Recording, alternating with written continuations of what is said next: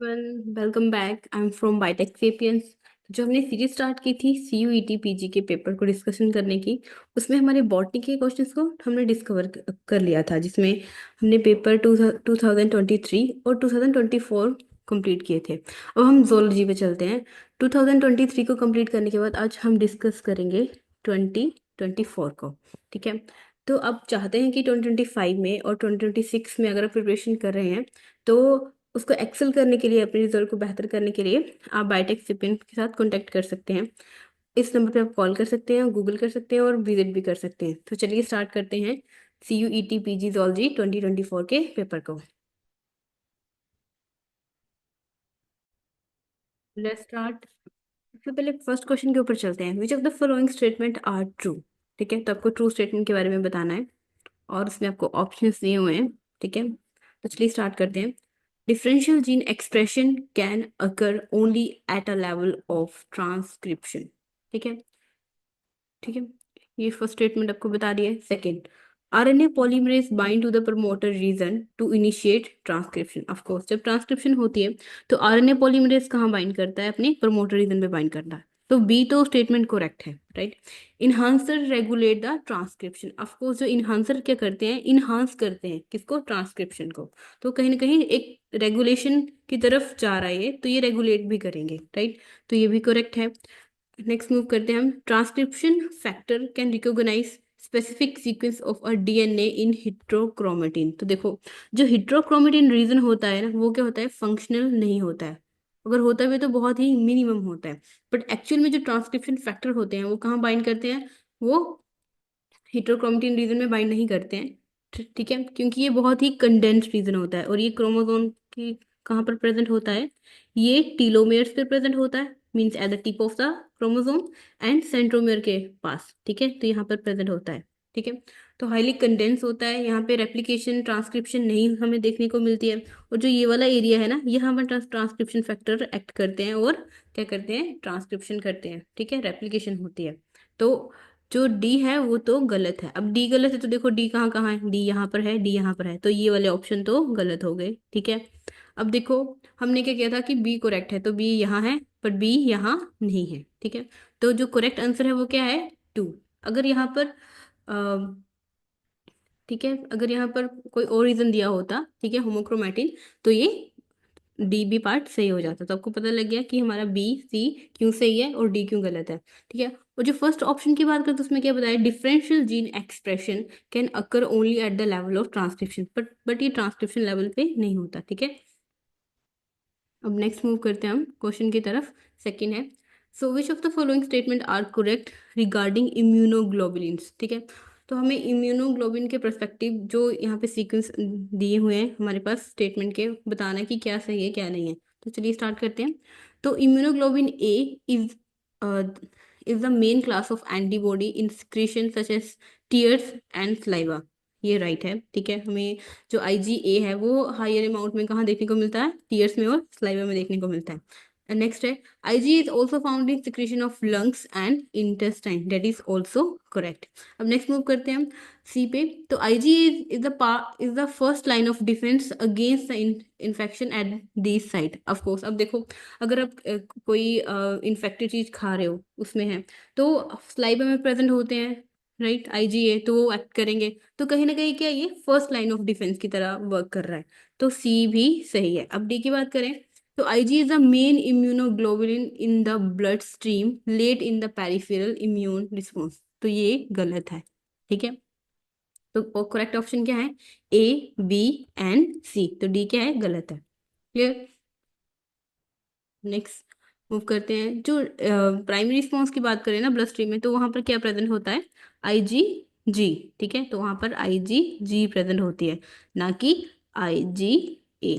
ठीक है, इसीलिए ये गलत है। अब नेक्स्ट चलते हैं हम क्वेश्चन की तरफ।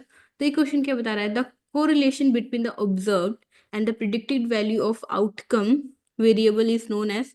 तो उसे हम कहते हैं कोफिशिएंट ऑफ डिटर्मिनेशन। ठीक है, ना कि मल्टीपल कोरिलेशन कोफिशिएंट और Cox regression and multiple linear regression. ठीक है, तो आगे मूव करते हैं हम नेक्स्ट क्वेश्चन की तरफ, जो है क्वेश्चन नंबर फोर्थ।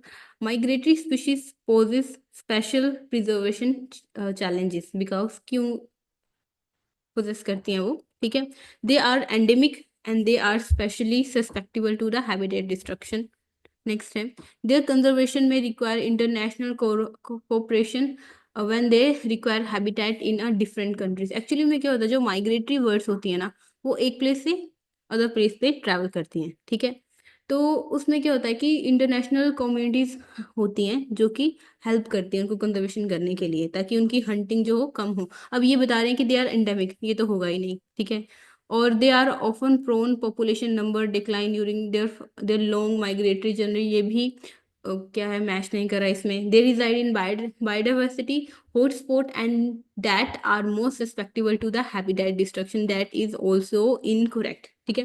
तो जिसका राइट आंसर वो है कि देयर कंजर्वेशन में require international cooperation when they require habitats in a different country. Next question की तरफ मूव करते हैं, ठीक है।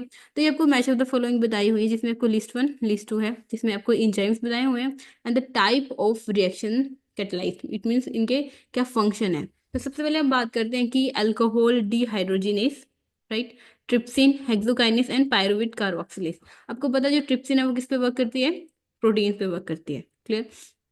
अल्कोहल डिहाइड्रोजिनेस क्या करता है, ट्रांसफर ऑफ इलेक्ट्रॉन करता है, राइट।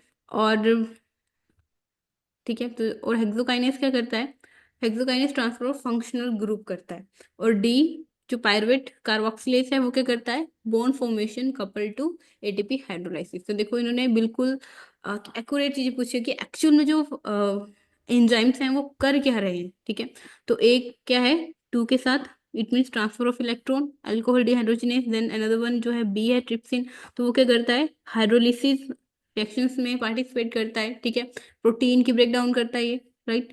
हेक्सोकाइनेसिस जो है वो क्या करता है, वो ट्रांसफर ऑफ फंक्शनल ग्रुप करता है। और जो पायरुवेट कार्बोक्सिलेज है वो क्या करता है, bond formation couple to ATP hydrolysis, ठीक है। पता लग गया आपको। अगर आप यहाँ से भी थोड़ा आइडिया लेते हैं ना कि जो ट्रिप्सिन है in the presence of water, ये हाइड्रोलिसिस रिएक्शंस में पार्टिसिपेट होता है एक्चुअली जो प्रोटीन्स को ब्रेक करने के लिए। तो आप देखो यहाँ पे बॉन्ड फॉर्मेशन के बारे में बता रहे हैं, यहाँ पे ट्रांसफर ऑफ इलेक्ट्रॉन के बारे में बता रहा है, यहाँ पे ट्रांसफर ऑफ फंक्शनल। तो आप यहाँ से पता कर सकते थे, देखो तो बी का क्या आया, 3 आया। तो बी का 3 यहाँ पर भी है और यहाँ पर भी है, ठीक है। तो फिर आप अल्कोहल की तरफ जाते या हेक्सोकाइनेस या पायरुवेट कार्बोक्सिलेज के फंक्शन को देखते, तो ये इजीली क्वेश्चन हो सकता था आपसे, ठीक है। अब नेक्स्ट चलते हैं हम क्वेश्चन की तरफ। ये है, following are a few statement with reference of biostatistics and choose the statement which are incorrect, ठीक है। तो आपको क्या पता करना है, जो कि इनकोरेक्ट स्टेटमेंट्स हैं, क्लियर। तो जो टाइप 2 एरर है वो अल्फा एरर होता है, राइट। और जो टाइप 1 एरर है वो बीटा एरर होता है, ठीक है। और correct null hypothesis is rejected in a beta error और wrong null hypothesis is accepted in alpha error, ठीक है।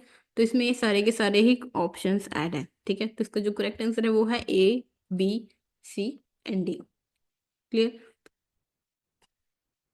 अब नेक्स्ट चलते हैं, ऐसा हुआ अभी क्यों। देखो जो टाइप ए होता है ना, बात करें जो टाइप 2 एरर होता है ना, उसे हम बीटा एरर कहते हैं, ठीक है। जो टाइप 1 एरर होता है उसे हम अल्फा एरर करते हैं। और यहाँ पर क्या दिया उन्होंने, गलत दिया हुआ है, ठीक है, एक्सचेंज किया हुआ है, बोल सकते हैं यहाँ पर। और a correct null hypothesis being rejected is an a alpha error, और यहाँ पे उन्होंने दिया हुआ है बीटा एरर। और wrong null hypothesis being accepted in a is a beta error, और यहाँ पे उन्होंने दिया हुआ है अल्फा एरर। इसीलिए चारों की चारों स्टेटमेंट क्या है, गलत है, राइट। अब नेक्स्ट मूव करते हैं क्वेश्चन की तरफ, which of the following statement are incorrect. तो आपको इनकोरेक्ट बताना है कौन कौन सी इनकोरेक्ट स्टेटमेंट है। So many animals with a protostome development undergo spiral cleavage, actually that is not correct, ठीक है। फ्लैटवर्म एग्जिबिट रेडियल सिमेट्री, ठीक है, तो ये सही है। Ray finned fishes are also called sarcopterygians, ठीक है, ये भी करेक्ट है। Then lophophore is an crown of ciliated tentacles that function in feeding, that is incorrect। तो इसमें क्या है, जो सही आंसर है, that is बी एंड सी। तो एक्चुअली किससे पूछा गया है कि जो आपकी क्लासिफिकेशन होती है ना, उसमें जो different kind of phyla, Platyhelminthes, Echinodermata, तो उनके ऊपर बेस्ड क्वेश्चन ये पूछे गए हैं। अगर आपको थोड़ा सा भी नॉलेज हो कि जो मेन मेन पॉइंट्स है ना, ठीक है, वो भी आपको बताओ, तब भी आप क्वेश्चन को कर सकते हो। तो आगे मूव करते हैं हम नेक्स्ट क्वेश्चन की तरफ। सेलेक्ट द प्लांट और ecosystem known to have highest energy conservation efficiency, ठीक है। तो देखो तो ऐसा प्लांट बताने के सिस्टम में जो कि हाईएस्ट एनर्जी कन्वर्जेशन एफिशिएंसी रखता है।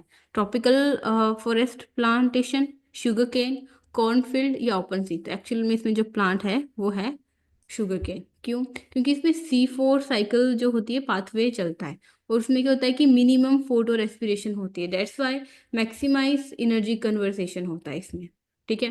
और स्पेशली कहाँ होता है ना, हाई सनलाइट और वार्म क्लाइमेट्स में, दैट्स वाई शुगर केन इसका आंसर है। अब नेक्स्ट क्वेश्चन की तरफ चलते हैं। In the following exploring eukaryote ATS ribosome the following component में बी ऑब्जर्व। तो आपको बताना है कि कौन से कंपोनेंट जो होते हैं वो ऑब्जर्व्ड हमें देखने को मिलते हैं। तो देखो 20S RNA, 5.8 SRNA ये इसका पार्ट है। ठीक है, तो ये करेक्ट है। 5S RNA 34 प्रोटीन, ये तो गलत है। ठीक है। 23S RNA ये भी गलत है, कि प्रोकैरियोट में आता है। Then another one is 5S RNA और 49 प्रोटीन्स इसमें ऐड होती थी। जो इसका करेक्ट आंसर है वो क्या है, A and D। ठीक है। अब नेक्स्ट मूव करते हैं हम क्वेश्चन की तरफ। Which two embryological structures together form the bilaminar disc. ठीक है, तो वो कौन कौन सी ऐसी टू एम्ब्रियोलॉजिकल स्ट्रक्चर्स होती हैं जो बाइलेमिनर डिस्क को फॉर्म करती हैं। लाइक तो फर्स्ट जो इसका आंसर है दैट इज साइटोट्रोफोब्लास्ट या हाइपोब्लास्ट। ठीक है, सेकंड ऑप्शन है एपीब्लास्ट या hypoblast. Another one is cytotrophoblast या एपीब्लास्ट या सीन साइटोट्रोफोब्लास्ट या एम्ब्रियोब्लास्ट। तो जिसका राइट है आंसर वो है एपीब्लास्ट एंड हाइपोब्लास्ट। तो जब आप स्ट्रक्चर्स देखोगे ना एम्ब्रियो की, जब वो डिवेल्प कर रहा होता है, ठीक है, तो तब आपको ये देखने को मिलता है। ठीक है, जो बाइलेमिनर डिस्क फॉर्मेशन होती है उसमें ड्यूरिंग द एम्ब्रियो की फॉर्मेशन होती है, जब उसकी डेवलपमेंट होती है तब आपको देखने को मिलेगा ये। नेक्स्ट मूव करते हैं हम क्वेश्चन की तरफ। ठीक है, the square root of variance is known as, that is standard deviation. तो ये तो बिल्कुल इजी क्वेश्चन था, ये गलत है, ये भी सही, और थर्ड वन गलत है, और ये भी गलत है। ठीक है, तो ये तो बहुत ही इजी क्वेश्चन था, आपको नॉलेज के ऊपर बेस तो ये इजीली हो सकता था। अब नेक्स्ट की क्वेश्चन की तरफ हम मूव करते हैं। तो इसमें आपको दिया हुआ है लिस्ट 1 और लिस्ट 2, और टैक्सोनॉमिक यूनिट्स दी हुई है और रिप्रेजेंटेटिव एग्जांपल्स दिए हुए हैं। ठीक है, तो जो टैक्सोनॉमिक यूनिट्स हैं उसके ऊपर बेस्ड इसके एग्जांपल है। तो जो 2023 है उसमें भी सेम ये एक ऐसा ही क्वेश्चन पूछा गया था और आपको बताना था। तो देखो वही वाला पैटर्न इन्होंने फॉलो किया हुआ है।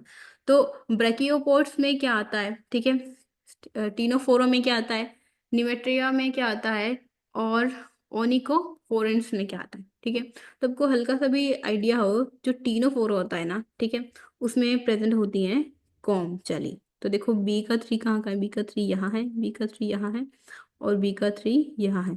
ठीक है, और ब्रैकियोपोड्स में क्या प्रेजेंट होते हैं, लैम्प शेल्स। ठीक है, तो A का 2 कहाँ का है, A का 2 यहाँ है, A का 2 यहाँ है। ठीक है, तो इन दोनों ऑप्शंस में हमने देखना है 2 में और 4th में कौन कौन सा है। तो C का देखो, न्यूमर्टिया में क्या प्रेजेंट होता है, डेट इज प्रोबोबिस वॉर्म प्रेजेंट होते हैं। ठीक है, और ओनिकोफोरेंस में क्या प्रेजेंट होता है, डेट इज वेलवेट वॉर्म। तो ये इनके कॉमन नेम्स हैं, और कुछ जो है स्पेशली अलग अलग पार्ट्स को नाम दिए गए हैं। ठीक है, तो ये आपको बताना है। तो इसका जो राइट आंसर है that is 4th one, A का 2, B का 3, C का 1 एंड D का 4। अब नेक्स्ट मूव करते हैं हम क्वेश्चन की तरफ। Which of the following statement related to transcription in a bacterial eukaryote are correct. ठीक है, तो देखते हैं क्या है ये इसमें बताया हुआ है। During the कॉनकरेंट promoter sequence recognition and melting commence with the base flipping, and where two bases are flipped out into the pocket of primary sigma vector। ठीक है, ड्यूरिंग जब प्रोमोटर की रिकॉग्निशन होती है ना, ठीक है, तो कुछ इस तरह से पॉकेट सी बनी होती है, राइट, लाइक दैट। ठीक है, तो इसमें क्या होता है, 2 जो बेस होते हैं वो फ्लिप आउट कर जाते हैं। ठीक है, और क्या करते हैं, वो flip out into the pocket of primary sigma factor के पास, और इसी से क्या होती है, ट्रांसक्रिप्शन स्टार्ट होती है। ठीक है, तो फर्स्ट जो है वो करेक्ट है, और ये वाला जो आपको देखने को मिलेगा वॉटसन की बुक में। ठीक है, जहाँ पर ये बताया हुआ है इसके बारे में, ट्रांसक्रिप्शन के बारे में, राइट। अब नेक्स्ट क्वेश्चन की बात करते हैं, सॉरी नेक्स्ट स्टेटमेंट की बात करते हैं। B, binding of alpha amanitin to a RNA polymerase 2 permit entry of nucleotide into the RNA polymerase 2 and active site and synthesis of RNA but prevent translocation। तो ये भी करेक्ट है, क्योंकि क्या कर रही है, एक ड्रग की तरह एक्ट कर रही है। नेक्स्ट की तरफ मूव करते हैं हम। RNA polymerase 1 can not bind to the upstream promoter, तो ये है इनकरेक्ट। अनदर की बात करते हैं, fact is associated with the RNA polymerase during the transcriptional elongation and help to displace one histone octamer during the transcription, तो ये है करेक्ट। तो इसमें जो करेक्ट स्टेटमेंट है that is A, B and D. तो देखो ए बी डी कौन से ऑप्शन में आ रही है आपके, फर्स्ट में आ रही है, ठीक है। तो फर्स्ट इसका करेक्ट है, सेकंड इनकरेक्ट है, थर्ड इनकरेक्ट है एंड फोर्थ क्या है, इनकरेक्ट है। अब नेक्स्ट मूव करते हैं हम क्वेश्चन की तरफ। Which of the following disease in a human is cause due to the expand microsatellite repeats, तो भी एक्चुअली जो होता है वो हचिंसन डिसीज के थ्रू होता है। तो इसमें अराउंड 30 to 39 और मोर देन अप टू 70 जो रिपीट्स होते हैं ना वो इंक्रीज हो जाते हैं, ठीक है। तो ये वाली डिसीज होता है ना कि सिस्टिक फाइब्रोसिस, ट्यूबरक्लोसिस और एल्गा पिटोनीरिया, ठीक है। तो फर्स्ट इसका करेक्ट आंसर है, और जो रिपीट्स है वो है CAG, ठीक है। तो ये ट्राइन्यूक्लियोटाइड रिपीट्स होते हैं वो इंक्रीज हो जाते हैं, और ये काउस करते हैं progressive brain disorder symptoms cows करते हैं एबनॉर्मल प्रोटीन में कन्वर्ट हो जाए। देखो ये this genetic mutation lead to the production of an abnormal protein और causing the progressive brain disorder symptoms, right. अब नेक्स्ट क्वेश्चन की तरफ मूव करें तो calculate the harmonic mean of 4, 5, 10 collected in a one experiment. तो इसको करने के लिए तो हमें क्या निकालना पड़ता है, तो देखो हार्मोनिक जो इसको निकालने का फॉर्मूला होता है वो होता है ये, ठीक है। तो एंड आपको जो रिप्रेजेंट करता है वो टोटल नंबर्स कितने हैं, 1 2 3, तो टोटल नंबर्स कितने हैं 3। तो और इसमें क्या लेना होता है हमें, नीचे 1/x क्या रिप्रेजेंट कर रहा है, कि जो फर्स्ट नंबर है ना उसका रेसिप्रोकल ले लो, इट इज 1/4, ठीक है। तो इसकी वैल्यू निकाली 1/4, 1/5, सिमिलरली 1/10, तो ये इसकी वैल्यू निकली, ठीक है। और इनको करना होता है प्लस, तो इसमें प्लस है, ठीक है। प्लस किया तो जो टोटल आया वो आया 0.5। अब 0.5 को जो टोटल डिजिट है कितनी दिए हैं नंबर्स, 4, 5, 10, तो 3/0.55। तो जो इसकी राइट वैल्यू आती है वो आती है 5.45। तो आप ऐसे हार्मोनिक मीन जो है वो निकाल सकते हो, ठीक है। इन कोई भी डिजिट आपको दिया हो या कोई भी नंबर्स आपको दिया हो, ठीक है। तो जो इसका करेक्ट आंसर है वो क्या है, 5.45, ठीक है। अब नेक्स्ट क्वेश्चन की तरफ मूव करते हैं हम। Estrous and menstrual cycle are two type of cycle that occur in a female mammals, ठीक है। Both cycles begin after the sexual maturity in females, or reproductive hormone induce these cycle in females, and these cycle happen in order to prepare female mammals for holding a child during the pregnancy। अब आपको ये बताना है the primary difference between the Astros and menstrual cycle में, आपको बताना है दोनों में क्या डिफरेंस है। तो पहली बात करते हैं, the endometrium shed by the uterus during the estrous cycle is reabsorbed, but the shed endometrium is a excreted from the body during the menstrual cycle। तो ये तो करेक्ट है। देखो जो अदर्स एनिमल्स होते हैं उनमें क्या होता है, जो लाइनिंग होती है ना, ठीक है, वो क्या होती है, रीअब्सॉर्ब्ड हो जाती है। But in case of human में, तो उनमें या फिर अदर मैमल्स में क्या होता है, वो एक्सक्रीटेड आउट हो जाती है, ठीक है। तो ये इसका सबसे बड़ा मेन डिफरेंस है।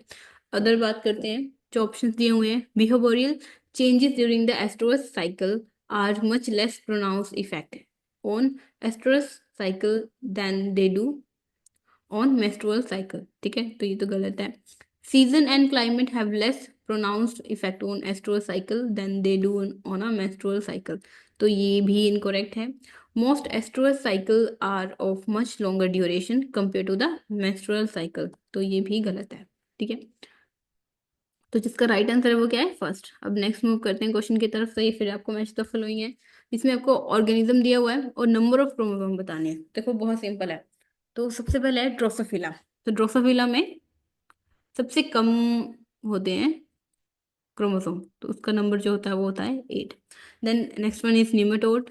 देन ह्यूमन कितने होते हैं, देखो और आपको पता हो तो ह्यूमन में कितने होते हैं, दैट इज 23।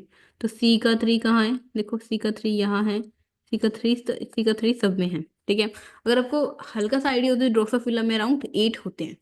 तो ए का 4 कहाँ है, ए का 4 सिर्फ एक ही ऑप्शन में है, तो आप ऐसे भी आंसर तक पहुंच सकते हो। जो इसका करेक्ट है वो है थर्ड वन। तो ये आ गया। देन माउस में कितने होते हैं? माउस में होते हैं around 40।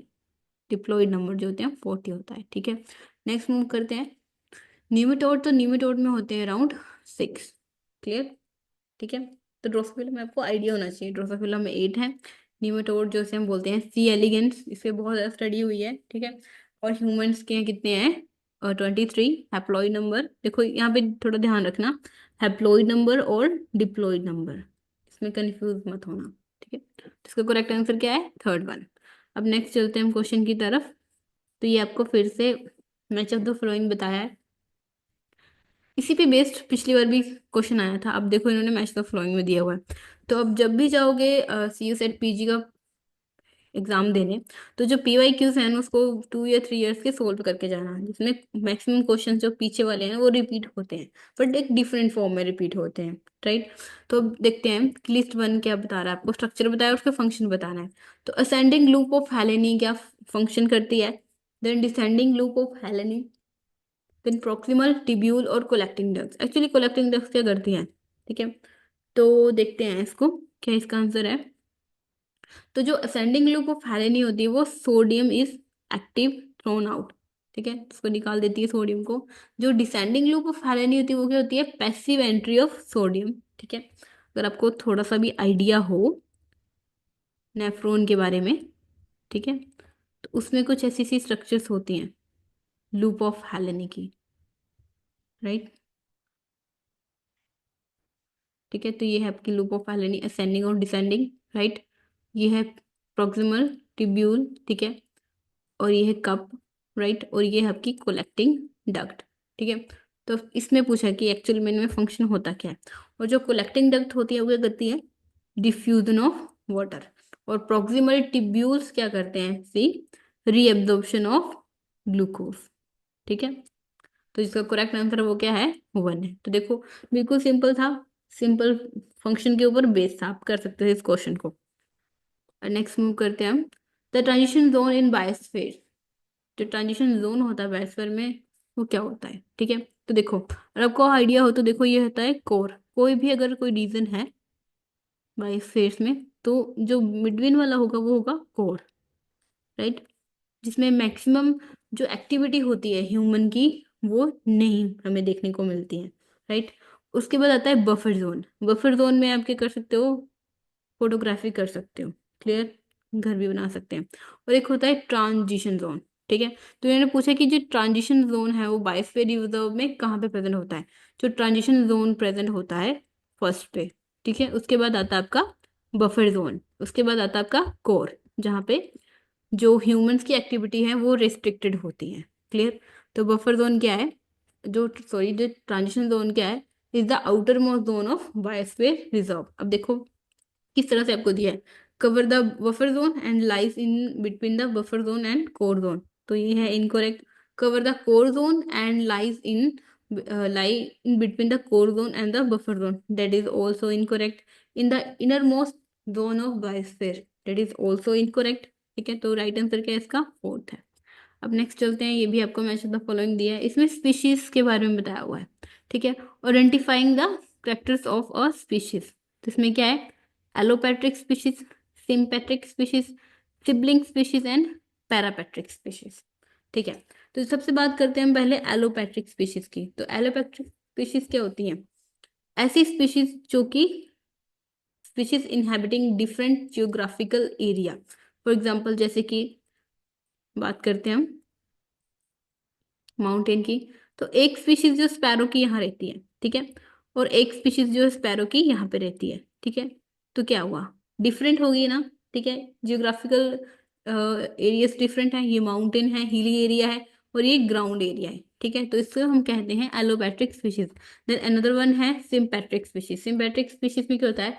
Species inhabiting the same geographical area, ठीक है। ऐसी स्पीशीज जिनका जियोग्राफिकल एरिया जो सेम होगा। फॉर एग्जाम्पल कोई स्पीशीज इसी ग्राउंड एरिया में प्रेजेंट है पर वो थोड़ी डिफरेंट है, तो इनका जियोग्राफिकल एरिया तो सेम है बट ये डिफरेंट है, ठीक है। तो उन्हें हम कहते हैं सिम्पैट्रिक स्पीशीज। देन अनदर आती है सिबलिंग स्पीशीज। सिबलिंग स्पीशीज में क्या आता है? Species which are morphologically identical but reproductively isolated. इसमें देखो, इसमें आप बोल सकते हो कि कोई एक स्पीशीज है जो सिमिलरली टू की तरह मैच कर रही है, ठीक है, बट वो आपस में रिप्रोड्यूस नहीं कर सकते हैं। दैट्स वाई यहाँ पे लिखा हुआ है रिप्रोडक्टिवली आइसोलेटेड। और अनदर वन है पैरापैट्रिक स्पीशीज। पैरापैट्रिक स्पीशीज में क्या होता है, species commonly separate area that share a common boundary, ठीक है, जैसे कि कोई कम्युनिटी है, राइट, एक ये वाली कम्युनिटी है, ठीक है, अपना इन्वायरमेंट है इनका, तो यहाँ पे जैसे बाउंड्री को, एक सेम बाउंड्री को शेयर कर रहे होते हैं, ठीक है, clear.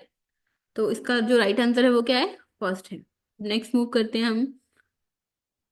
After the electrophoresis, the gel containing the separated protein is immersed in an acid alcoholic solution of a dye. This, अब ये क्या करता है, ठीक है, denaturate the protein, right? Fix them in the gel, that is also correct. Ensure they do not wash out. Allow the dye to bind them. तो इसका जो करेक्ट आंसर है वो क्या है, ये सारे के सारे ऑप्शंस क्या है, करेक्ट है, A B C and D. तो राइट क्या है, ये ए बी सी डी इसका करेक्ट ऑप्शन है, ये सारी की सारी स्टेटमेंट क्या है, करेक्ट है।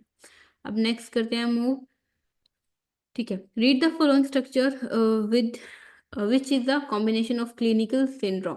कैरोटाइप, क्रोमोसोम फॉर्मूला आपको दिया है, then estimated frequency at birth भी आपको दिया है, ठीक है, तो आपको बताना है। तो डाउन सिंड्रोम, मतलब इनमें से जो करेक्ट आंसर वो क्या है, ठीक है, जो डाउन सिंड्रोम का जो दिया हुआ है कैरोटाइप, ठीक है, और क्रोमोसोम नंबर दिया हुआ है, और एस्टिमेटेड फ्रीक्वेंसी एट बर्थ दिया हुआ है, राइट। तो देखो, तो डाउन सिंड्रोम का क्या दिया है, 47 +13 और 2n+1, ये तो सही है, बट जो इसकी एस्टिमेटेड फ्रिक्वेंसी वो क्या बताया हुआ है, 1/20,000।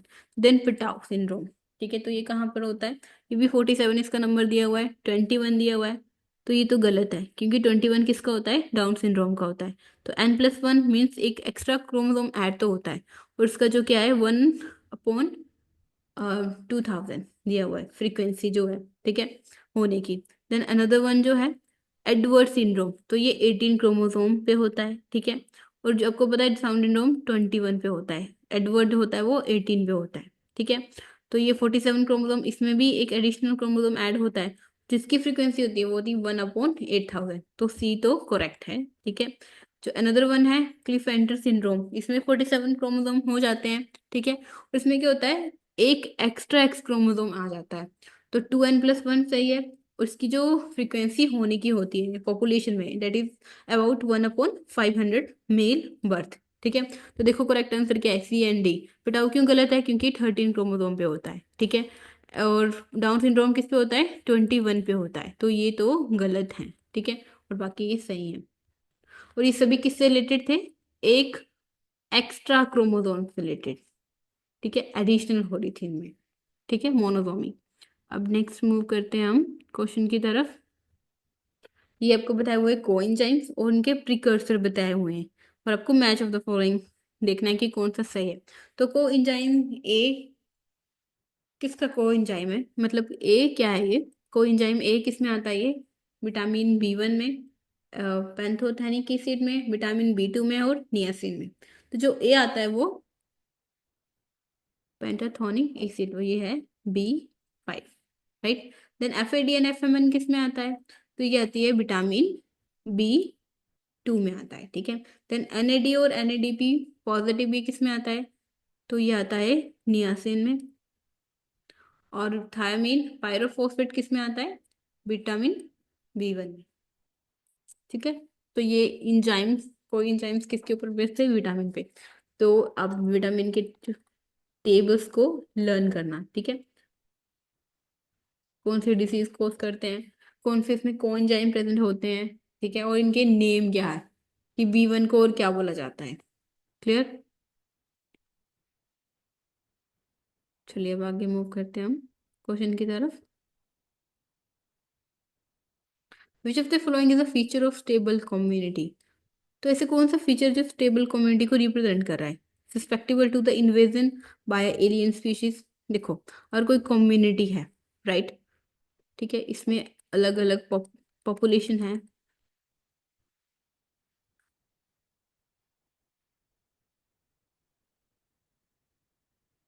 ठीक है। तो देखो, तो इन्होंने क्या बोला है कि susceptible to the invasion of alien species, अगर कोई एलियन स्पीशीज इसमें ऐड हो रही है, तो ये सस्पेक्टेबल है, इजीली क्या होगा, इन्फेक्टेड हो जाएगी ये, ठीक है। अगर ये इजीली इन्फेक्टेड हो जाएगी तो क्या स्टेबल कम्युनिटी होगी, डेट इज इनकरेक्ट, नहीं होगी। Susceptible to the occasional disturbance, बार बार कोई डिस्टर्बेंस आ रही है, लाइक टेम्परेचर इंक्रीज हो जा रहा है, विंड बहुत ज़्यादा हो रही है, ठीक है। तो अगर ज़्यादा हो रही तो फिर ये कम्युनिटी क्या होगी, लेस डाइवर्स हो जाएगी, इसमें ज़्यादा प्रेजेंट ही नहीं होंगे इस मेंबर, जो भी ये मेंबर्स हैं। क्लियर। तो तो ये भी गलत है। अनदर वन क्या है, रेजिस्टेंट टू ओकेजनल डिस्टर्बेंस, मतलब जो भी डिस्टर्बेंस आती हैं, ठीक है, विद टाइम, तो वो क्या करेंगे, रेजिस्ट करेंगे, ठीक है, उसको ओवरकम करेंगे और अच्छे से ग्रो करेंगे।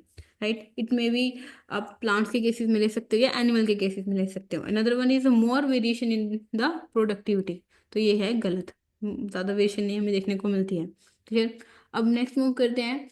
मैच ऑफ द फॉलोइंग आपको करना है, इसमें आपको हॉर्मोन्स बताए हुए हैं और फंक्शन बताए हुए हैं। तो एक है, सबसे पहला क्या है, leptin. Another one is pancreatic polypeptide, then parathyroid hormone, then epinephrine skeleton muscle cells. ठीक है, देखो इनमें से सबसे इजी आप पैराथायरॉयड हार्मोन से कर सकते हो। तो एक्चुअली में पैराथायरॉयड हार्मोन करता क्या है, तो ये क्या करता है, promote the formation of calcitriol. Clear, ठीक है, तो सी का क्या आ गया, सी का आ गया आपका 4।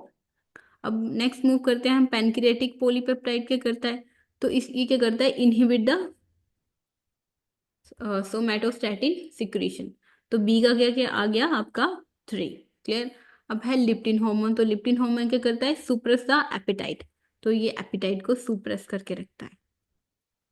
ठीक है, जो अनदर वन है वो बचा BCD।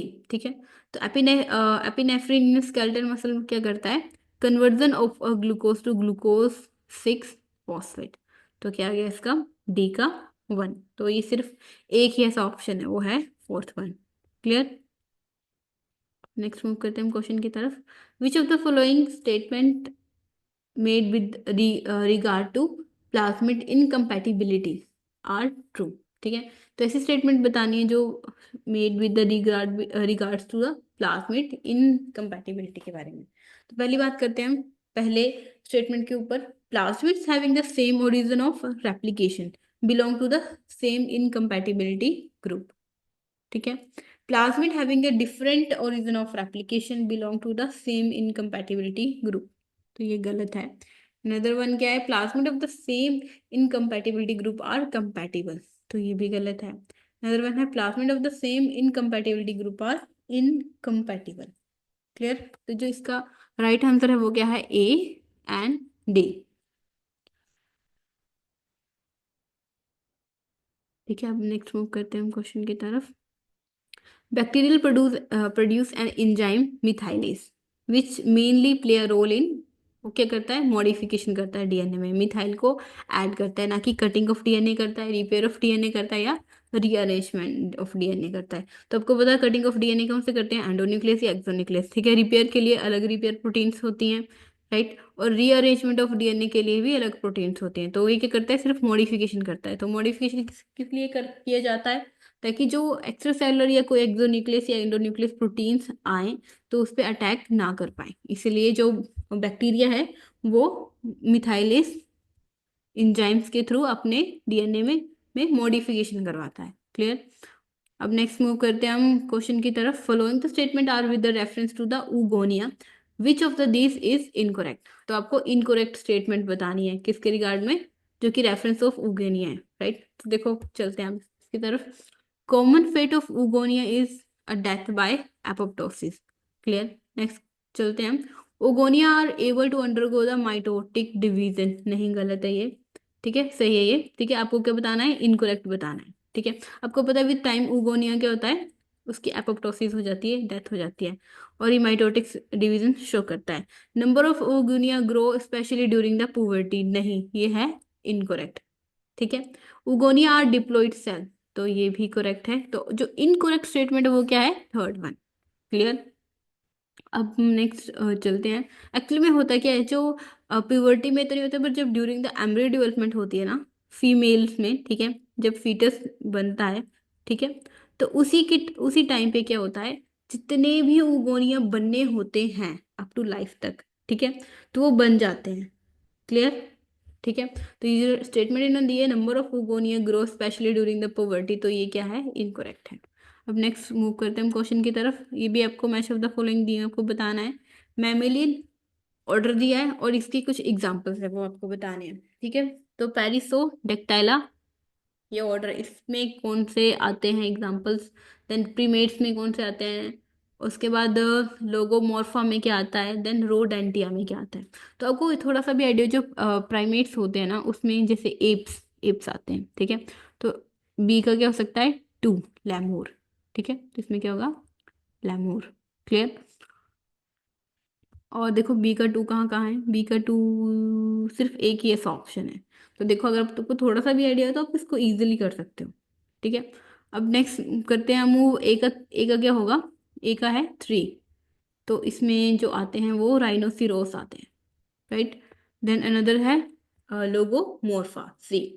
तो सी का क्या है, फोर, हैरिस आते हैं इसमें। देन रोडेंटिया में क्या आता है, पोर्क्यूइन।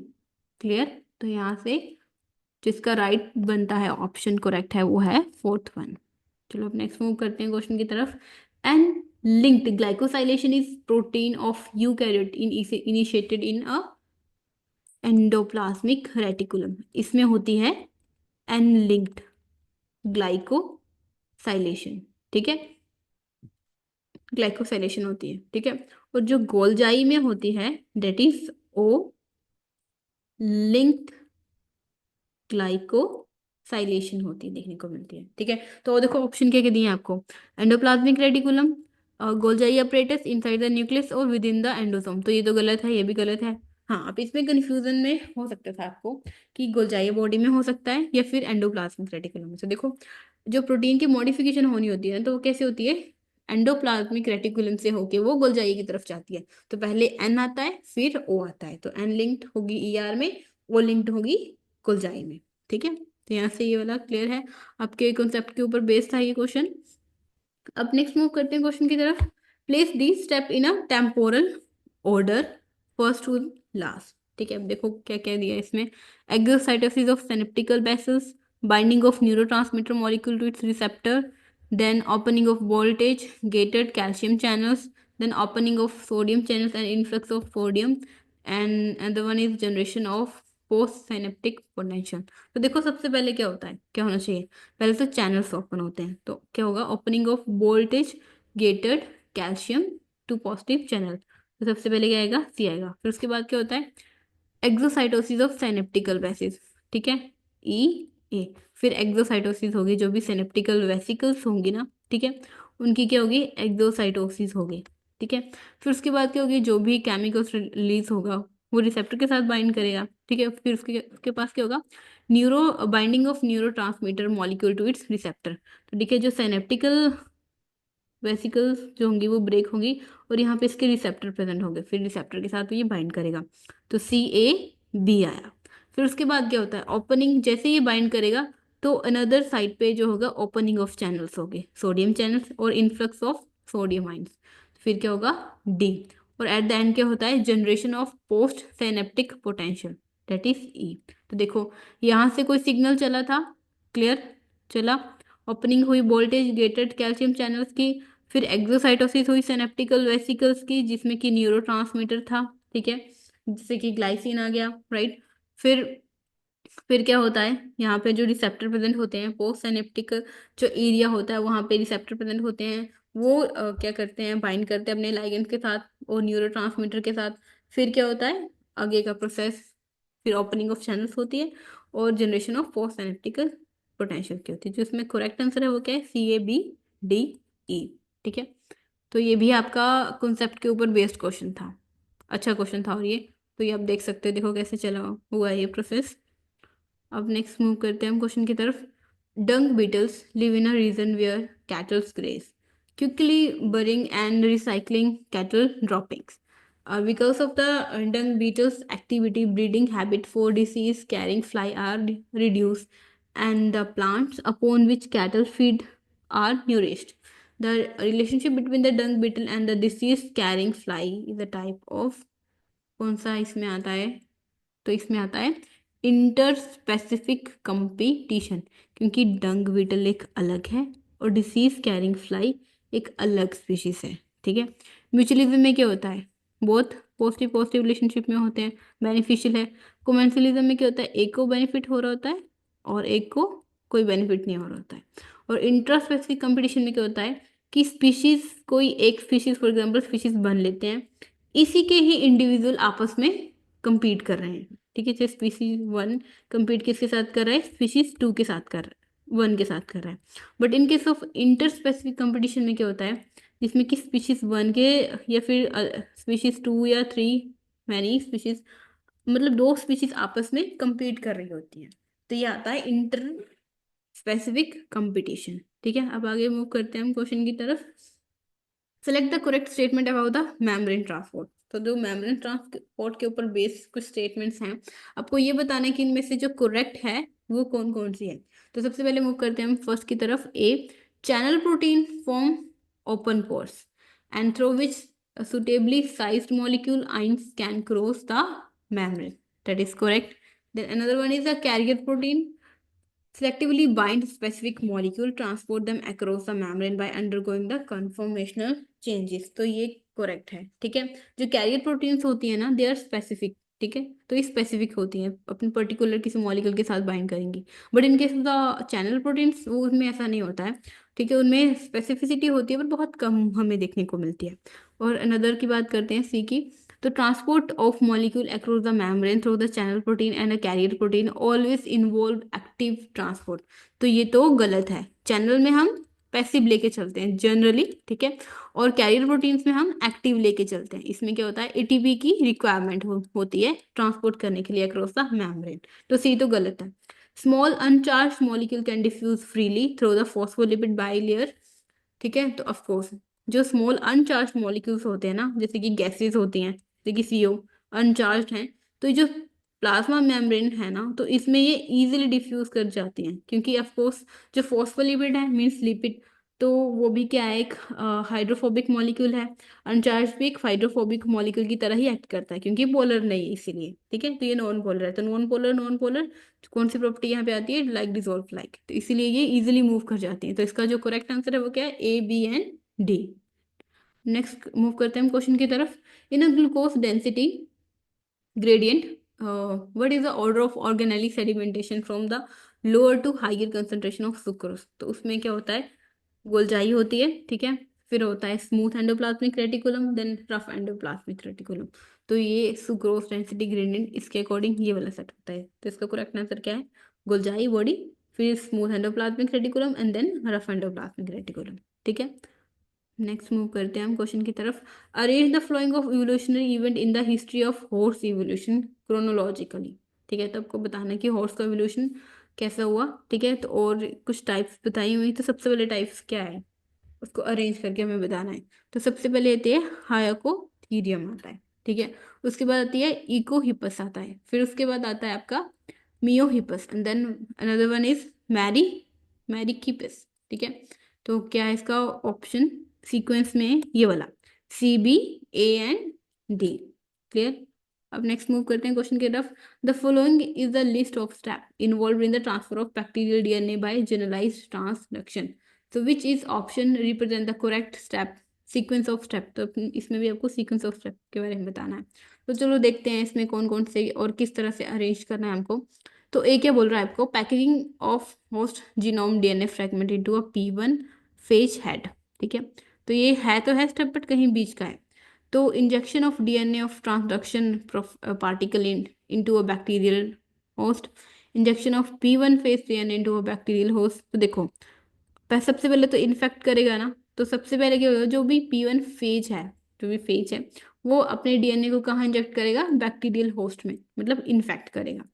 Release of transduction particle into the bacterial host and fragment of host genome DNA by phase encoded endonuclease। तो एक्चुअल में होता क्या है, सबसे पहले तो देखो, सबसे पहले क्या होगा, इन्फेक्शन होगा। फेज आया, फेज ने बैक्टीरिया के ऊपर इन्फेक्ट किया। ठीक है, फेज आया और फेज ने क्या किया, इसको इन्फेक्ट किया। ठीक है, उसके बाद होता है कि फ्रेगमेंट, जो भी इसका जीनोम होगा ना, ठीक है, उसके फ्रेगमेंट हो जाएंगे।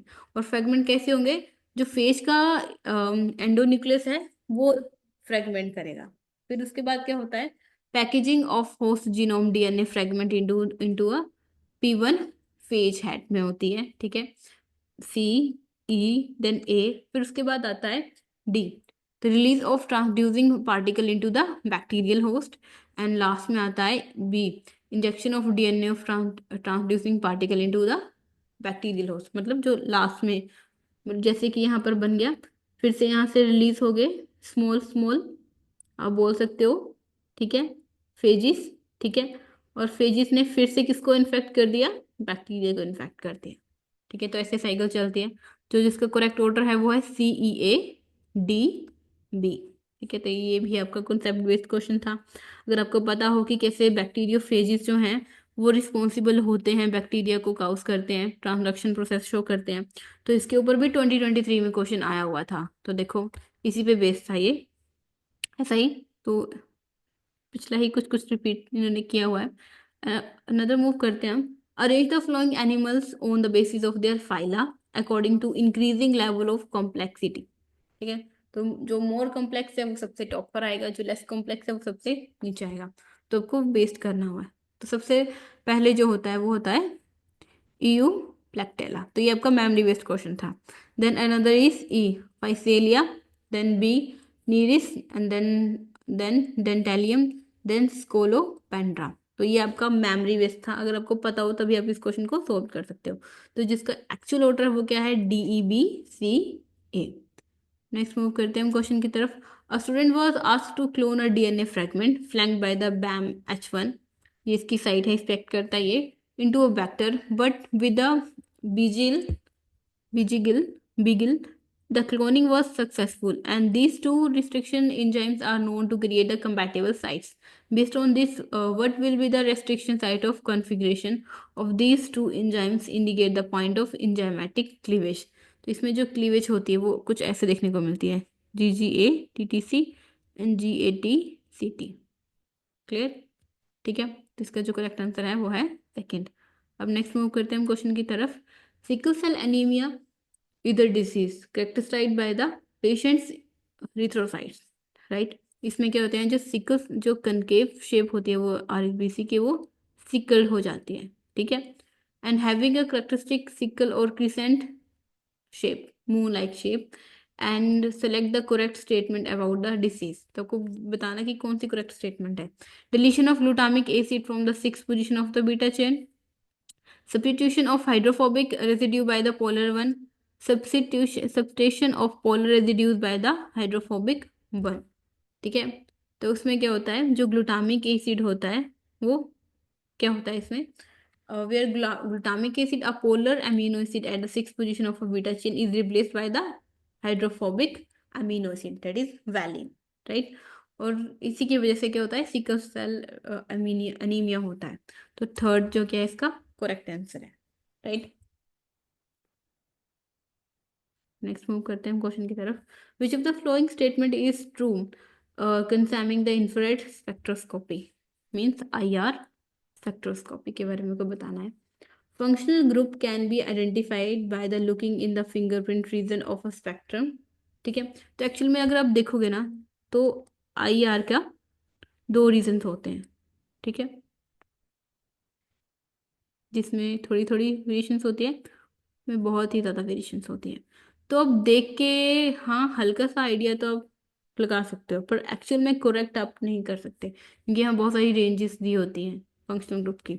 Another one, it shine infrared light on a compound and record the position where the light is blocked by the compound, this result in the spectrum peak. तो ये भी गलत है, right. It is useful in determining the size and the shape of compound carbon skeleton. तो ये तो गलत है। एक्चुअली में जो IR क्या बताती है आपको, फंक्शनल ग्रुप के बारे में बताती है। जो भी आप कंपाउंड यूज कर रहे हो तो फंक्शनल ग्रुप के बारे में पता कर सकते हो, ना कि शेप के बारे में और ना ही साइज के बारे में, ठीक है। When the infrared light frequency matches the frequency of bond vibration in a molecule, a peak is recorded on the spectrum. तो एक्चुअली में ये बेस कहाँ होती है, जो किसी भी मॉलिक्यूल्स में बॉन्ड होते हैं ना, फॉर एग्जाम्पल अगर आप कार्बोनाइल ग्रुप लो तो इसकी फ्रीक्वेंसी डिफरेंट होगी, ठीक है। एल्डिहाइड ग्रुप लो तो इसकी फ्रीक्वेंसी डिफरेंट होगी। तो इनमें जो बॉन्ड है ना इनकी वाइब्रेशन के ऊपर बेस्ड होती है। तो जो इसका राइट ऑप्शन है वो क्या है, फोर्थ। क्लियर। अब मूव करते हैं नेक्स्ट क्वेश्चन की तरफ। The Asian mongoose and the American skunk involved independently of each other but show similar structures and feature. For example, ability to spray their attacker with a mask. And the similarity between two organisms are the most likely result of, इसे हम कहते हैं convergent evolution. ठीक है, तो देखो क्या बोला है, सिमिलर करेक्टरिस्टिक शो कर, जैसे स्पीशीज वन है, स्पीशीज टू है। ठीक है, इनमें सेम इन्वायरमेंटल एक्ट कर रहा है। ठीक है, ये टू। ठीक है, तो ये सेम करेक्टर शो कर रहे हैं। सेम करेक्टर्स बात कर सकते हो आप, या सेम फीचर्स शो कर रहे हैं, मतलब same features, right.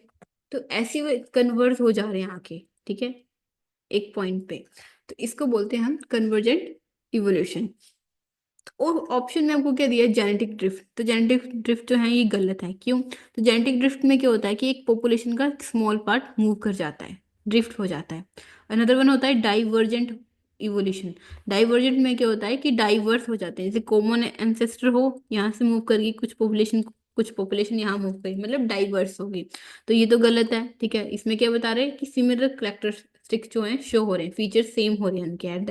Then allopatric species है। एलोपैट्रिक में क्या हो रहा है, सेम डाइवर्जेंट इवोल्यूशन में आता है ये भी, जिसमें क्या होता है कि एक स्पीशीज होती है, उनमें क्या होता है जियोग्राफिकल वेरिएशंस आ जाती हैं। मतलब कुछ जो स्पीशीज थी, मतलब एक कम्युनिटी की, वो एक अनदर जियोग्राफिकल रीजन में चली गई। तो ये भी गलत है। तो इसमें जो राइट आंसर है वो क्या है, फोर्थ। ठीक है, अब नेक्स्ट मूव करते हैं हम क्वेश्चन की तरफ। तो ये आपको मैच ऑफ द फॉलोइंग, इसमें आपको फेस दिए हुए हैं और कैरेक्टरिस्टिक ऑफ द फेस दिए हैं। तो ये कहाँ से लिया गया है, ये बैक्टीरियल के ग्रोथ कर्व से लिया गया है, इसमें कि लैग, लोग, स्टेशनरी और डिक्लाइन फेज आता है। अगर आपको थोड़ा सा भी आइडिया हो तो ये कुछ ऐसे होता है। ठीक है, लैग, लोग, स्टेशनरी फेस और decline face, first, second, third and fourth. ठीक है,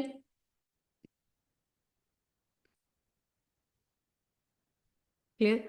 तो लैग फेज क्या होता है, प्राइमरी फेज आता है। तो कहाँ पे होता है, number of new cell equal to the dying cell, not dying cell are higher than the dividing cell, adoption to the nutrient environment. ठीक है, तो सबसे पहले लैग फेज में क्या हो रहा होता है, बैक्टीरिया को जब आप यहाँ पे रखते हो तो न्यूट्रेंट मीडियम में रखते हो, तो वो क्या हो रहा है, अडॉप्ट कर रहा होता है इस न्यूट्रेंट मीडियम को। फिर लॉग फेज में क्या हो रहा है, यहाँ पर एक्सपोनेंशियली ग्रोथ होती है। ठीक है, सेकेंड फेज पे, तो binary fission is at the maximum rate, तो बी का क्या होगा, फोर्थ होगा। देन स्टेशनरी फेस पे क्या होता है, जो आप देख पा रहे हो ये क्या है, स्टेशनरी फेस है। ठीक है, तो इसमें जो डिवाइडिंग और डाइंग का होगा वो इक्वल होगा। ठीक है, तो number of new cell equal to the dying cell, तो स्टेशनरी सी का क्या होगा, टू होगा।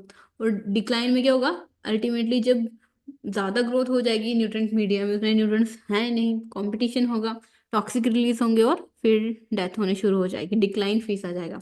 तो dying cell are higher than the dividing cell. तो ये भी आपका कॉन्सेप्ट के ऊपर बेस्ड क्वेश्चन था, बहुत ही इजी था, आप इसको इजीली कर सकते थे। अब नेक्स्ट करते हैं, इसका जो राइट आंसर है वो है फोर्थ। नेक्स्ट मूव करते हैं क्वेश्चन की तरफ। Which of the following statement about the cortisol are correct. तो पिछले वाले पेपर में भी 2023 में भी इसके ऊपर बेस्ड एक क्वेश्चन आया था, तो 2024 में भी सेम ऐसे ही पूछा हुआ है इन्होंने। तो it decrease the circulating lymphocyte, it increase in the circulating eosinophil, then it decrease the production of prostaglandins, it inhibit the production of fibroblast, और it alter the immune responses and suppress the digestive and the reproductive system। तो आपको क्या बताना है, correct statement बतानी है। तो actually में क्या होता है कि डिक्रीज द सर्कुलेटिंग लिम्फोसाइट को ये कम करता है। ठीक है, then another one, it decrease the production of prostaglandin को ये कम करता है। अनदर वन है that is D, it inhibit the production of fibroblast. और लास्ट वाला है, it alter the immune system responses, suppress the digestive and reproductive system. तो जो इसका करेक्ट आंसर है वो क्या है, ए सी डी ई में थर्ड है। ऑप्शंस क्या क्या इसके सही, ए सी डी ई। अब नेक्स्ट मूव करते हैं हम क्वेश्चन की तरफ। Arrange the following in the correct sequence of DNA packaging. During the DNA packaging जब होती है ना, हमको अरेंज करना है कि कौन सा सीक्वेंस करेक्ट है। ठीक है, तो इसमें कौन कौन से हैं आपके पास स्टेटमेंट। सबसे पहले होता है DNA scaffold, B nucleosome formation, chromosome formation या हिस्टोन डाइमराइजेशन।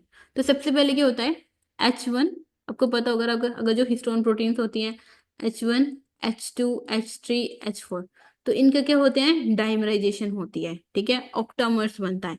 तो डी पहले आता है, ठीक है, फिर उसके बाद क्या होता है, क्रोमोसोम फॉर्मेशन होती है, फिर क्या होता है, क्रोमोसोम की फॉर्मेशन होनी शुरू हो जाती है। फिर उसके बाद क्या बताया इन्होंने, न्यूक्लियोसोम फॉर्मेशन, और फिर इन्होंने बताया डीएनए स्कैफोल्ड प्रोटीन, ठीक है। तो इसका जो राइट आंसर बताया वो है DCBA। क्लियर। अब नेक्स्ट मूव करते हैं हम क्वेश्चन की तरफ।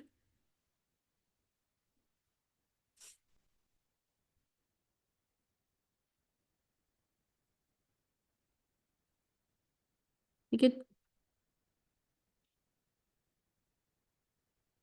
तो मैच ऑफ द फॉलोइंग ये स्टार्ट करते हैं हम फिर से। तो ये आपको हॉर्मोन्स दिए हुए हैं और आपको साइट ऑफ सिंथेसिस बताना है, ठीक है। तो प्रोजेस्टेरोन कहाँ बनता है, टेस्टोस्टेरोन कहाँ बनता है, एस्ट्रोन कहाँ बनता है, एल्डोस्टेरोन कहाँ बनता है। तो आपको अगर थोड़ा सा आइडिया होगा, जो एल्डोस्टेरोन होता है वो कहाँ बनता है आपका, एडर्नल कॉर्टेक्स के ऊपर, ठीक है। तो प्रोजेस्टेरोन कहाँ बनता है, प्रोजेस्टेरोन आपका बनता है कॉर्पस ल्यूटियम में बनता है, ठीक है। और टेस्टोस्टेरोन कहाँ बनता है, टेस्टिस में बनता है। एस्ट्रोन कहाँ बनता है, ओवरीज में बनता है। तो बहुत ही इजी था ये, आपका कॉन्सेप्ट के ऊपर बेस्ड क्वेश्चन था, ठीक है। तो जो इसका करेक्ट ऑप्शन है वो है बी। क्लियर, ठीक है, इजी था, आप इजीली कर सकते थे। Another question है, in the process of protein sequencing, trypsin, chymotrypsin are used for generating fragment and select the tryptic peptide from the list, ठीक है। तो इसमें किस पे ऊपर वर्क कर रहा है ये, टायरोसिन पे नहीं करता, फिनाइल एलानिन पे नहीं करता, ट्रिप्सिन पे नहीं करता, लाइसिन पे वर्क कर रहा है ये, ठीक है। आगे मूव करते हैं हम। People with the hemophilia are unable to produce a factor needed for the blood clotting. The cuts, bruises, and the bones of hemophiliac continue to bleed, and if not stopped by the transfusion with the clotting factor, can cause death. अब आपको बताना है इसमें जो select करनी है statement कौन सी सही है अबाउट हीमोफीलिया। तो पहली स्टेटमेंट के बारे में बात करते हैं। A, the principal type of haemophilia in humans is due to the recessive X linked mutation. तो ये एक करेक्ट स्टेटमेंट है। These male have inherited the mutation from their heterozygous mother, ये भी करेक्ट है, ठीक है। Affected male never transmit the mutation allele to their son, of course, क्योंकि ये किस पे प्रेजेंट है, एक्स क्रोमोसोम पे प्रेजेंट है, ठीक है, एक्स लिंक्ड है, एक्स क्रोमोसोम पे प्रेजेंट है। तो जब सन बनेगा तो वाई जाएगा क्रोमोसोम, ना कि एक्स जाएगा। तो ये किसको जाएगा, फीमेल्स को जाएगा, ठीक है, जो भी डॉटर्स होंगी ना उनको जाएगा। Nearly all the individual who have haemophilia are male. Nearly, क्योंकि देखो, अब जब आप बात कर रहे हो फीमेल्स की और मेल्स की बात कर रहे हो, तो अगर फीमेल में रिसेसिव म्यूटेशन है, अगर ये दोनों क्रोमोसोम पे प्रेजेंट है, तब जाके डिसीज हमें देखने को मिलेगी, ठीक है। But in case of male में क्या होता है, अगर एक पे ही क्रोमोसोम पे ही प्रेजेंट है, तो ये भी इन्फेक्टेड हो जाएगा, मतलब डिसीज है इसमें देखने को मिलेगी। That's why nearly all the individual who have haemophilia are male. तो जो मेल्स में इनकी प्रोबेबिलिटी होती है फाउंड होने की, वो मैक्सिमम होती है as compare to females. That is A, B, C, D or both, जो सभी के सभी स्टेटमेंट्स हैं वो करेक्ट हैं। और जो करेक्ट ऑप्शन है वो है B, sorry, third one, A, B, C and D। अब नेक्स्ट मूव करते हैं हम क्वेश्चन की तरफ। Gluconeogenesis synthesized glucose from the non carbohydrate precursor, of course that is also correct। अब आपको बताना है कि इसमें कौन कौन सी स्टेटमेंट्स हैं जो सही हैं और कहाँ कहाँ पे होती है। The main site of gluconeogenesis is the liver, ठीक है, लीवर में होता है ये। Fat lesser extent to the gluconeogenesis occurs in a kidney, ये भी सही है, ठीक है। Very little gluconeogenesis occur in a brain और मसल्स, ठीक है, ये भी सही है कि जो ब्रेन्स में और मसल्स में होता है ना, उसमें बहुत ही लीस्ट अमाउंट में ग्लूकोनियोजेनेसिस हमें देखने को मिलती है। The second main site of gluconeogenesis is the heart, तो ये इनकरेक्ट है, ठीक है। जो करेक्ट स्टेटमेंट है वो क्या है आपकी, A, B and C। Option है आपका second, A, B, C, D all, ठीक है। अब नेक्स्ट क्वेश्चन की तरफ मूव करते हैं हम। Which of the following is not true with respect to the control of respiration. देखते हैं इसमें क्या क्या बताया उन्होंने। Peripheral chemoreceptor respond to change in O2 and CO2 concentration in a blood, ये करेक्ट है। और आपको क्या बताना है, incorrect. Respiration respond to the smaller changes in the blood concentration of O2 than a CO2. ठीक है. Chemoreceptors in a CNS central nervous system respond to the change in CO2 concentration in the blood. तो ये तो गलत है. Central chemoreceptor are sensitive to the change in a pH of cerebrospinal fluid. तो ये तो करेक्ट है. ठीक है. तो जिसमें इनकरेक्ट स्टेटमेंट थी वो थी थर्ड. तो अब आगे मूव करते हैं. Cytoskeleton of eukaryotic cell consist of, उसमें क्या क्या आता है? Peptidoglycan, microtubules, chitin, microfilament, cellulose. तो एक्चुअली इसमें आता है माइक्रोट्यूब्यूल्स एंड माइक्रोफिलामेंट. और जो बाकी ये हैं ये तो मेम्ब्रेन का पार्ट है, ये फंजाई में प्रेजेंट है, ये भी मेम्ब्रेन का पार्ट है, तो ये तो गलत है.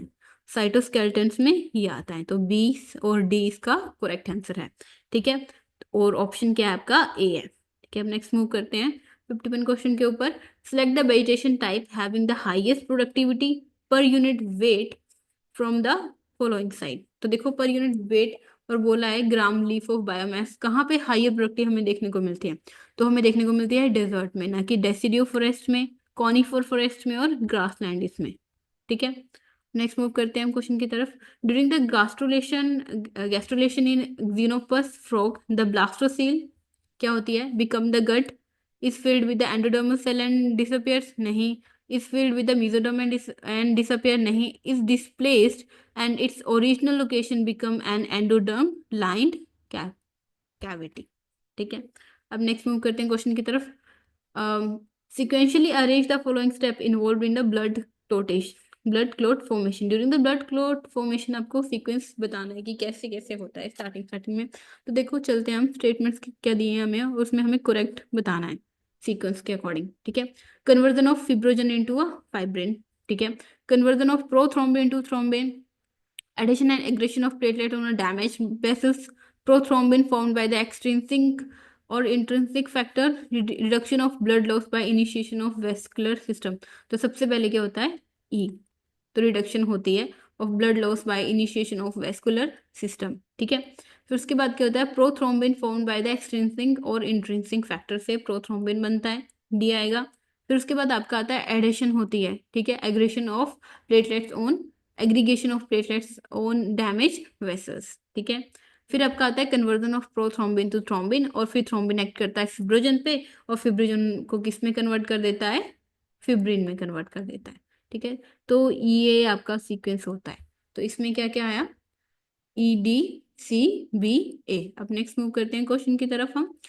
विच of the following molecule is not found in eosinophilic granules. तो इसमें क्या क्या प्रेजेंट नहीं होता? राइबोन्यूक्लियस प्रेजेंट होते हैं, साइटोकाइंस प्रेजेंट होते हैं, कीमोकाइंस प्रेजेंट होते हैं, पर हिस्टामीन प्रेजेंट नहीं होते हैं. ठीक है. जो हिस्टामीन वो होते हैं वो मेनली कहाँ हमें देखने को मिलते हैं? ग्रैन्यूल्स ऑफ मास्ट सेल में एंड बेसोफिल्स में. ठीक है. तो यहाँ पे एक कंप्लीट हो गया. अब नेक्स्ट मूव करते हैं क्वेश्चन की तरफ. In experiment two fly population are separately maintained for many generations. Population A contains closely related individual, whereas population B contain a set of unrelated individual. Over a many generations, it was observed that the fitness of individual in a population A is lower than the fitness of those in population B. ऐसा क्यों हुआ कि population B में हमें जो organism देखने को मिल रहे थे वो फिट थे as compare to the population A. Close relative with will know mate with one another. Close relative compete for common resource more than the unrelative individual. The offspring of close relative harbor more delicious recessive mutations. ठीक है. तो इसका जो right answer है वो third. Unrelated individual are likely to contain a new high fitness gene. ठीक है. तो एक्चुअल में क्या हुआ? जो ऑफरिंग थे क्लोज रिलेटिव के वो आपस में ही ब्रीड करते रहे. जब ब्रीड करते रहे तो रिसेसिव जीन्स थे वो इजीली एक्सप्रेस होने शुरू हो गई. इसी वजह से जो जो पॉपुलेशन बी थी, ए थी, वो फिटनेस के में कम थी as compare to population B. ठीक है. अब नेक्स्ट क्वेश्चन क्या है? Microorganism that produce antibiotic are unaffected by the same antibiotic. One of the mechanism to explain this. तो इसमें एक्चुअल में होता क्या है? जो active pharmacophore of bactericidal antibiotic remains bound to the antibodies while they are intracellular. या antibiotic are always produced in inactive form and get activated by the enzymatic action of a target cell. नहीं. Microorganism export the antibiotic. with using efflux pump as soon as it exceed a certain interstellar concentration। तो इसका जो correct है वो है third one.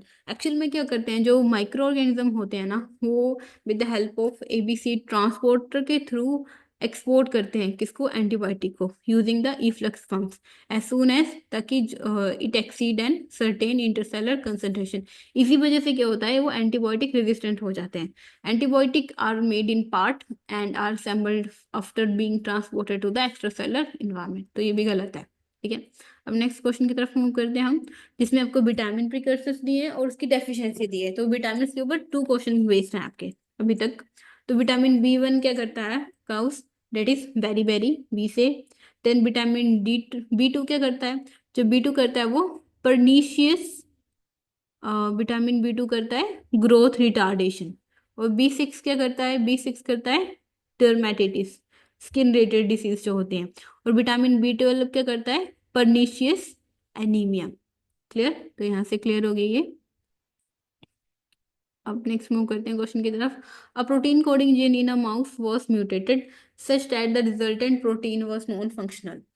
ठीक है, तो एक प्रोटीन कोडिंग जीन थी माउस में, वो म्यूटेट हो गई और जो रिजल्टेंट प्रोटीन थी वो नॉन फंक्शनल हुई।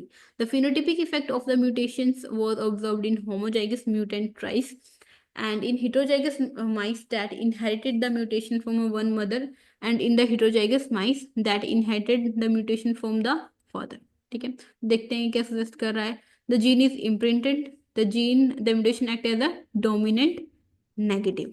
ठीक है, और the gene possibly has more than 2 alleles और जीन इज लिंक्ड। तो इसमें जो एक्चुअली आंसर है वो है the gene act as a dominant negative. Actually में होता क्या है, the phenotype being observed in a homozygous mutant mice and mutant heterozygous mice में। ठीक है, तो होमोजाइगस म्यूटेंट मतलब इसमें जो जीन वर्क कर रही है, जो इसकी 2 एलीलीज हैं वो दोनों ही म्यूटेंट है। और हिटरोजाइगस में क्या है, उसमें जो एलील प्रेजेंट है वो एक ही म्यूटेंट है। ठीक है, suggests that the mutant protein interfere with the normal protein function and hallmark of a dominant negative mutation. And this means even one copy of a mutant gene is enough to disrupt the function of the normal gene product। अगर इसमें एक gene भी negative है, means एक gene भी mutant है, तो ये ऐसी प्रोटीन को फॉर्म करेगा जो नॉर्मल फंक्शंस होंगे हमें देखने को मिल रहे होंगे, वो क्या होंगे, हॉल्ट हो जाएंगे। और यहाँ पे तो दोनों ही क्या हैं, म्यूटेंट। तो इसमें भी तो जो नॉर्मल फंक्शन होंगे वो तो हाल्ट होंगे ही होंगे। नेक्स्ट क्वेश्चन की तरफ चलते हैं। Identify the rule that suggest that the endothermic animals from the cold climates tend to have the shorter extremities, ear and limb compared with animals of the warmer climates. ठीक है, तो ये rule था Allen rule. तो Allen rule के according इन्होंने ये बताया था, जो भी एनिमल्स हमें कोल्डन रीजन्स में हमें देखने को मिलते हैं ना, तो जो उनकी ईयर्स लिम्स होती है ना, वो साइज में कम होती हैं, शॉर्ट्स होती हैं एज कम्पेयर टू द जो वार्मर रीजन में हमें देखने को मिलते थे। तो इसके ऊपर भी लास्ट टाइम पे क्वेश्चन आया था, तो ये सेम वही वेस्ट है, मैच ऑफ द फॉलोइंग आया था, तो ये आप इजिली कर सकते हो आप। ठीक है, अब नेक्स्ट करते हैं, बाकी ऑप्शन भी देख लेते हैं। तो वर्गन रूल जो स्पेशली वार्मर एरिया पे था। ठीक है, बोटल नेक इफेक्ट, तो ये तो जेनेटिक ड्रिफ्ट के ऊपर बेस्ड है। सर्वाइवल ऑफ द फिटेस्ट, ये डार्विन थ्योरी है, तो इसका तो कोई लेना देना है ही नहीं। तो इन दो रूल्स में हम कंफ्यूजन में रह सकते थे। क्लियर, अब नेक्स्ट चलते हैं हम क्वेश्चन की तरफ। तो ये आपको मैच ऑफ द फॉलोइंग बताया है। स्टैटिस्टिकल टर्मिनोलॉजीज दी हुई है, जैसे कि मीडियन क्या होता है, मीन क्या होता है, मोड क्या होता है और हार्मोनिक मीन क्या होता है। और इसकी कुछ डेफिनेशन है आपको। ठीक है, ये आपको बताने है कि इसमें कौन सा करेक्ट है। तो इसके ऊपर भी 2023 में क्वेश्चन आया था। ठीक है, एग्जाम्पल बेस्ड क्वेश्चन था।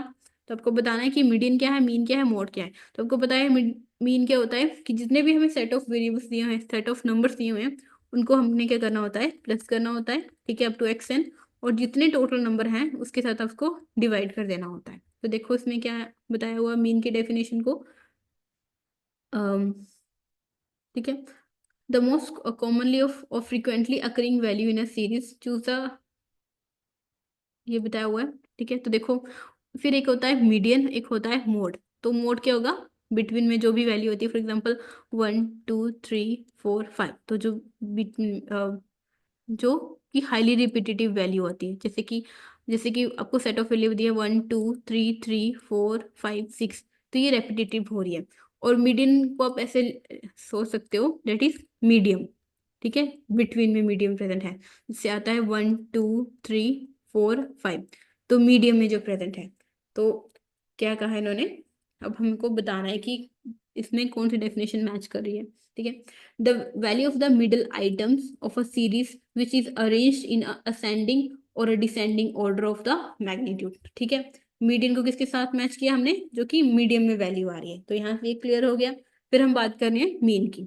तो मीन में क्या बता रहा है, the value of we get by the dividing the total of the value of various giving item in a series by the total number of items. ठीक है, तो बी का गया थर्ड। अब सी क्या बता रहा है, मोड बता रहा है, द मोस्ट कॉमनली और frequently occurring value in a series, जो बार बार रिपीट हो रही है। ठीक है, जो अकर हमें ज्यादा देखने को मिल रही है सेट ऑफ नंबर्स में, जो भी आपको वैल्यू दी हुई है। ठीक है, उसके बाद आता है आपको हार्मोनिक मीन। अगर आपको तीनों इजीली पता हो तो आप डी का भी निकाल लोगे। तो डी का क्या बचा, the reciprocal of average of reciprocals of the value of its items of a series. तो डी का क्या आ गया, 1 आ गया। तो इसके अकॉर्डिंग जो करेक्ट हमें ऑप्शन देखने को मिल रहा है वो है सेकंड वन। ठीक है, तो किसके ऊपर बेस्ड था ये, सिंपल आपके नॉलेज के ऊपर बेस्ड था, फैक्चुअल क्वेश्चन था ये। अब नेक्स्ट मूव करते हैं हम क्वेश्चन की तरफ। The following is the list of step involve in cloning of gene, which option represent the correct sequence of the processes.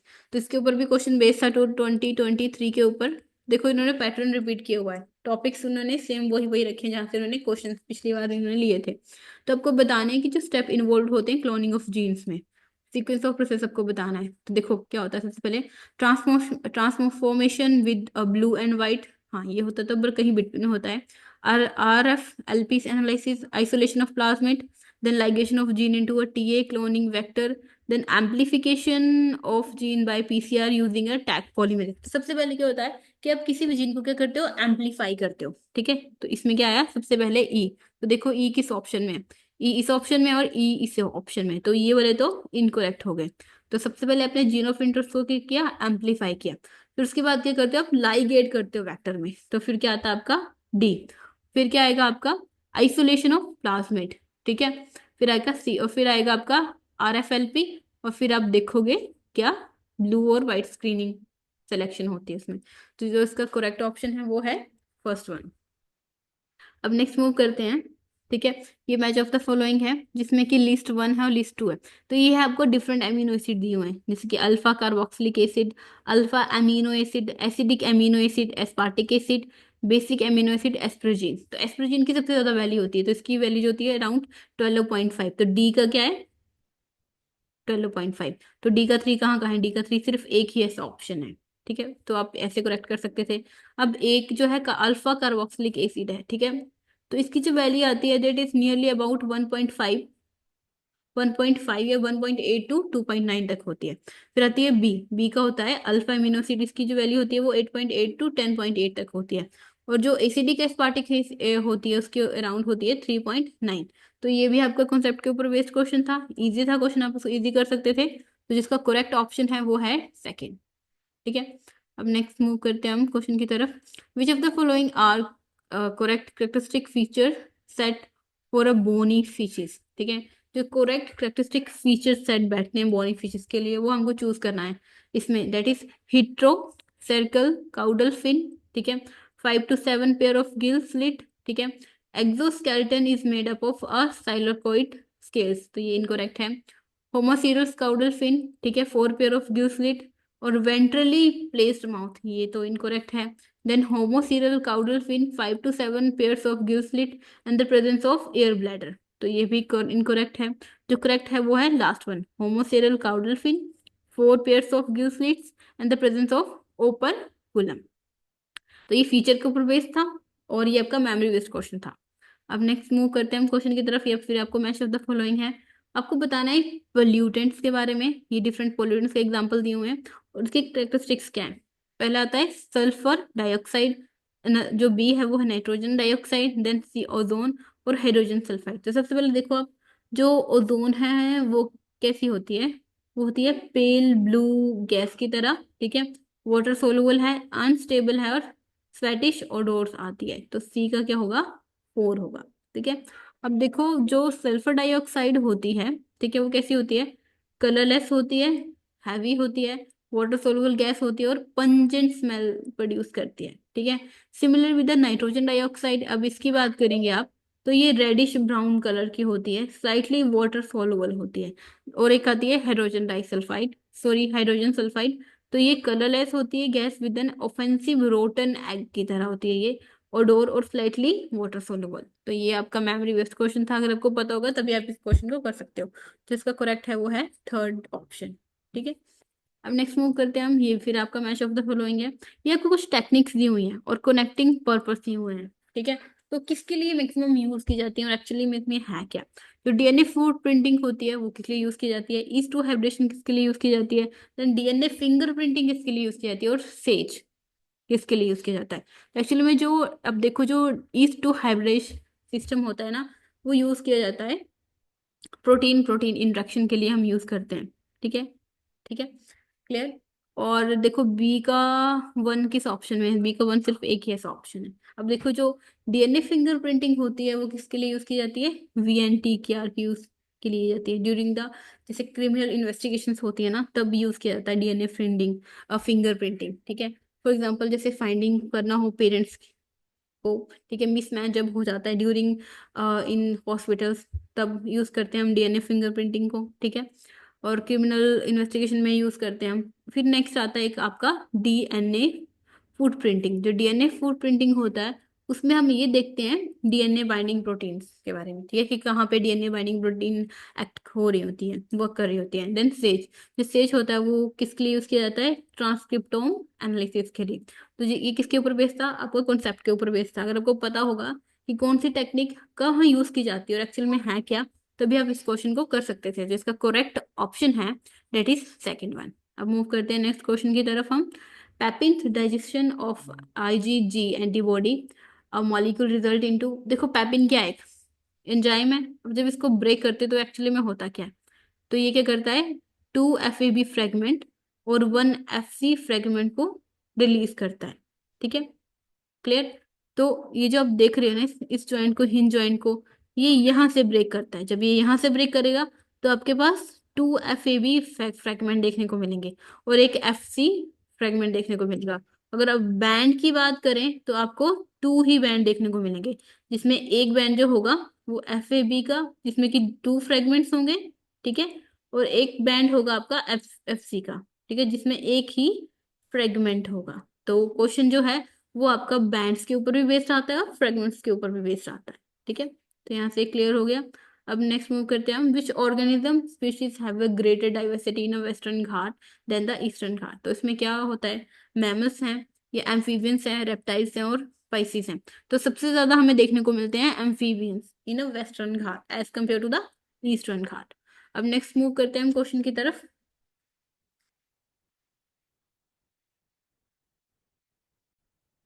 तो नेक्स्ट क्वेश्चन क्या है, rifamycin an inhibitor of RNA polymerase, मतलब transcription में work कर रहा है, is added to a bacterial culture, ठीक है। आपने इसको ऐड किया, the culture is immediately divided into a three fraction to which a radioactive thymine और अ यूरेसिल और अ मीथियोनिन आर एडेड, ठीक है।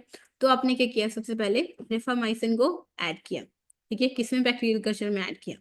ऐड करने के बाद क्या हुआ, थ्री फ्रैक्शंस में आपने इसको कवर कर लिया, जिसमें क्या दिया आपने, रेडियो एक्टिव थायमिन को दिया, ठीक है, और यूरेसिल को दिया और मिथेनिन को भी आपने ऐड किया रिस्पेक्टिवली।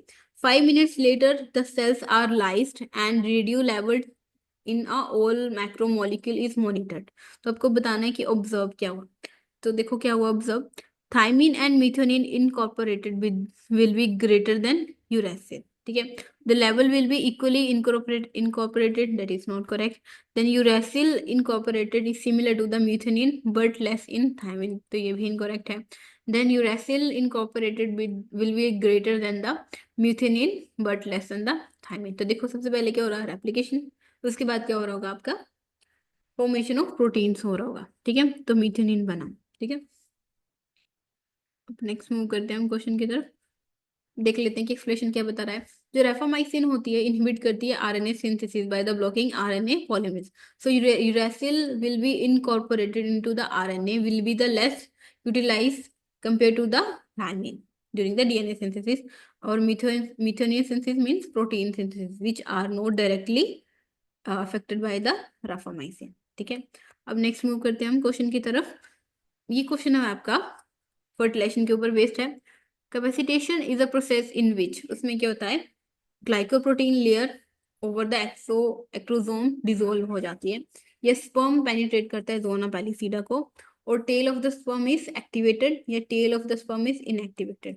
तो एक्चुअली में जो कैपेसिटेशन एक ऐसा प्रोसेस होता है, ठीक है, इस प्रोसेस में क्या होता है कि जो एक्रोसोम होता है वो डिसोल्व हो जाता है स्पर्म के ऊपर। ठीक है, स्पर्म का जो हेड होता है ना, हेड के बेस के ऊपर एक एक्रोसोम होता है। ठीक है, जो फीमेल्स में कुछ प्रोटीन्स प्रेजेंट होती हैं। ठीक है, तो ये प्रोटीन्स को जब सेंस करता है तो जो एक्रोसोमल है वो डिसोल्व हो जाता है, और डिसोल्व होने के बाद क्या होता है, तो इसकी एक्टिविटी जो होती है वो बहुत फास्ट हो जाती है, और फास्ट होने के बाद ही ये जोना पैलियोसिडा में पेनिट्रेट करता है। तो कैपेसिटेशन एक ऐसा प्रोसेस है जो स्पर्म की एक्टिविटी को इंक्रीज करता है with the help of dissolving acrosome. Clear? ठीक है, और ग्लाइकोप्रोटीन लेयर को। अब नेक्स्ट मूव करते हैं हम क्वेश्चन की तरफ। Which of the following protect area are declare tiger reserve in India. ठीक है, तो आपको एक ऐसे एरियाज के बारे में बताना है जो कि टाइगर रिजर्व डिक्लेयर कर दिया गया है इंडिया में। तो कौन कौन से ऐसे एरियाज हैं?